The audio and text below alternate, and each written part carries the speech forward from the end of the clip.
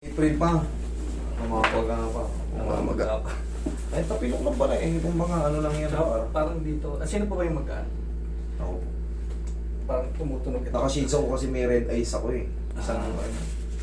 Kaya para hindi kayo ma-irritate. Nag-alcohol naman tayo bago mag Parang tumutunog ito. Ay, master. Oh! Hello po. Kaya. Ngayon, tumutunog lang siya may Pero tayo dito ito. Oh. Ito yung talagang ano yung buto sa buto. May magagawang pa na parang. buto sa buto. Kailangan makita natin kasi yung ano yan. X-ray. Merong x-ray yan. Talaga, sa tutuusin, may distance yan. Pag nakakita kayo ng x-ray sa tuhod, excuse me.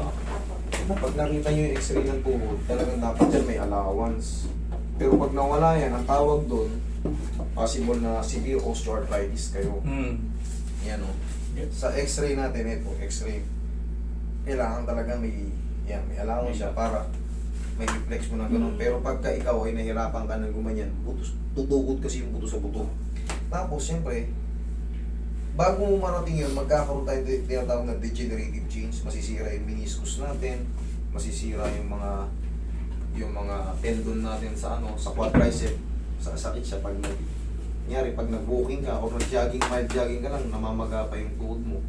Ganun ba nangyayari sa'yo? Namaga to, pero ngayon tumutunog. Pag mula ano, tumutunog. Pag tumutunog, nag-i-scratching yung mga bone spar natin. Okay, sige, tika po. Tignan natin kung ano. Pero, nakita nyo na po ba yung x-ray nyo before? Ano na, may allowance pa? Wala na? Wala na. Masyadong, may konting-konti. Konting-konti na lang. Pero parang ang bata nyo pa. Nangyayari. Nangyayari kasi yan sa mga, at least, senior citizen age. Pero pagka ganyan, mangyayari yun, yung mga tendonitis, kumbaga overuse. Pag basketball ka ng basketball, may pilay ka na, pero hinihigpitan lang yung sapatos, lalagyan ng laro ulit. Ganun nangyayari, nagiging aggressive siya pagka. Kaliwat kanan siya. Pareho. Nauna to, tapos Nauna to. Sige sir, usog ako dito sa. Ayusin mo muna ni...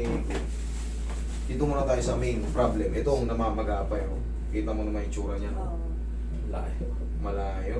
Magang-magaya nung unang nangyari. Pag ginanito ko, sir, may pain o Wala sakto naman. lang?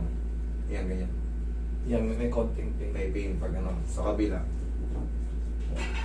Pag ganito, Konti. pataas, Wala. okay, konti lang. Hindi naman siya, baka namamaga na. Konti na lang. Tapo. Ano yan eh? Tapilok. Natapakan ko yung paa. Okay, relax na.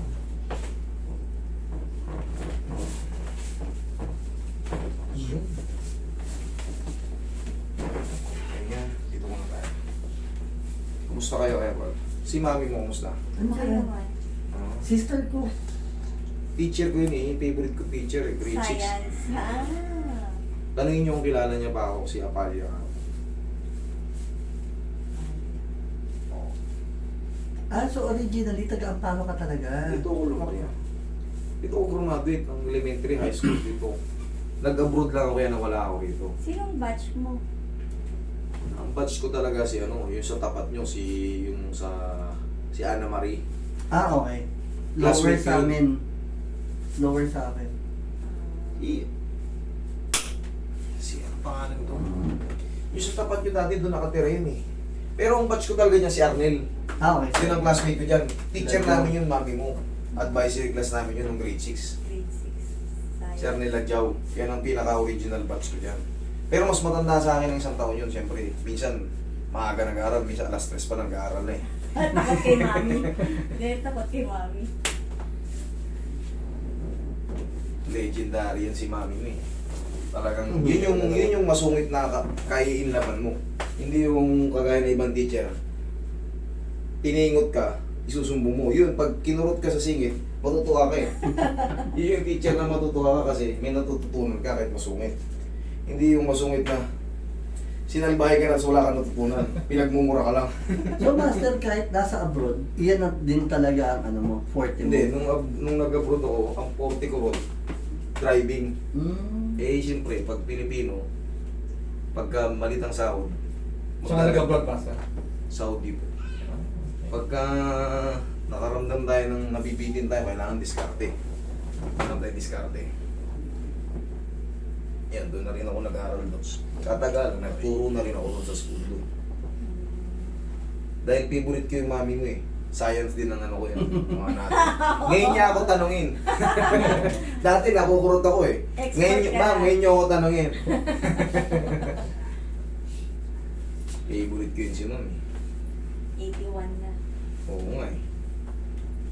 81 na pala si ma'am. Palipad na kasi sila, pabalik na sila ng Australia eh. Yan, mamadali na eh. Dito kasi talaga may pila rito. Kaya yung mga taga rito, pinapupunta ko na lang ng hapon, di ko na pinasasabay sa Oo. Kasi Kasi malapit lang. yung mga, Pwedeng balik. kung saan galing yung mga yun eh. Oo. Yung babiyahe Ito, pa sila. Bacolod, galing Bacolod, kanina may galing Bacolod, galing Malolos. Hindi yung mga taga dito lang paligid eh, kung saan galing eh. Mga babiyahe. Kaya hindi ko sinasabay sa ano. Mga taga rito. Nasabi ko sa mga, oh, pasyali nyo ng hapon, pag kunti na lang, di isa lang natin. Yan, master tapilok niya, ano yan, ipit ulat na. Ano lang kasi ng tapilok to? Kumbaga ano lang to, hindi ganong napuruhan. Umusog lang ng konti yung talos joint dito, pero ngayon na-adjust na, okay na yan. 3 to 4 days, nasupport ka na naman. Ang gusto ko kasi makita, yung distance ng knee mo. Yan ang medyo ano eh, alarming kasi pag dumating ka sa kumbaga senior age, magiging aggressive yan. Pag wala na kasi ano yan, meniscus, lalo sa medial, maglalakad ka ng parang ganun. Maglalakad ka ng parang, makakita kayo ng ganun eh. Ganun ang ano, yun ang pinaka worst case scenario niyan. Makakatayo ka kaso, bakang. Oo. Kaya, pero sa ano naman, sa, kita ko si medyo bata-bata ka. Gusto ko naman si nanay, 2,000. Kaya nga, tinitingnan ko kung nakita mo yung main, Sino? kumbaga yung pinaka-actual na x-ray. Try ka. Kasi pagka ano yun, medyo ano na yun. Sabi si Master sa tabing garaw, Hindi. schedule din ako nagbayad. Di ba, ultrasound pa yun o X-ray? Wag, x-ray lang. Ano yung nagpapa? Sayang lang yung ultrasound, wala tayong maano. Mas the best yung x-ray. Gusto Kung pa-x-ray Na ano mo na yan, dito. na MRI na yan, na ultrasound na yan, na X-ray na yan. Gusto mo pa-x-ray ka dito. Tapos balik ka sa kay kuya. wala na to, ayos na to. Yung tuhod. Yung tuhod, check mo. Sige. Stamp mo. Check mo. Oh, diba? Lusin na kagad. Pwede. Hindi naman siya dadayuhin ng maraming tao. Kaya nga siya i-recommend ako pagdating na pagdating. Hindi, nakikita ko na rin siya sa Facebook. Marami akong ano dyan, followers dyan sa Australia. Kanina may taga-Australia dyan ah. Talaga? Yung foreigner. Ah. Australiano yun. May asawang Pilipina. Muntik ngang duguin pati pa ako eh. Binago ka sa akin. Hindi ka ano eh, slang eh.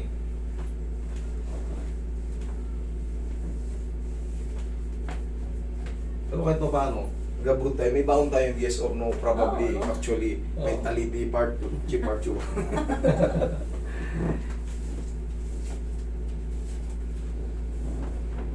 Wala na yun sir, okay na, pwede mo lang yan. Check.